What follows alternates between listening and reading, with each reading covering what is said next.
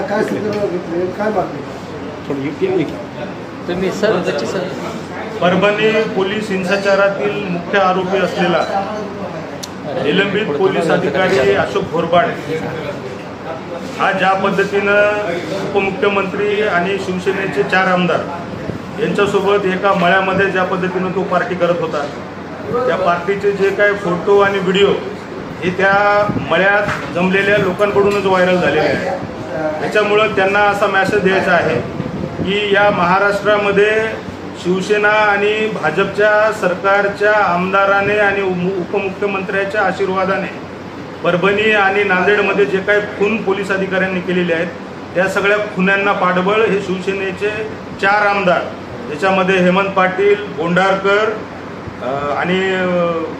त्याचबरोबर हदगावचा आमदार आणि उपमुख्यमंत्री हे 4 जण पाठबळ देणार आहेत. अशा पद्धतीचा मेसेज त्यांनी जे आहे ते मळ्यातून, शिवमळ्यातून जो आहे तो दिलेला आहे.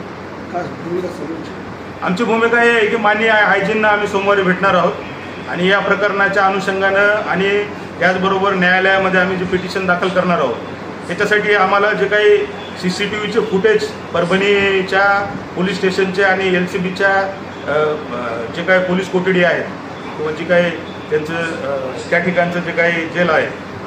तर त्या ठिकाणचे आम्हाला जे आहे ते CCTV फुटेजची आम्ही मागणी केलेली होती. त्याचं एक स्मरणपत्र देणार आहोत आणि फार झालं तर या आठवड्यामध्ये जे आहे त्यांनी नाही दिलं तरी पण आमची पिटिशन जे आहे ते मुंबई हायकोर्टाच्या औरंगाबाद बेंचमध्ये दाखवली.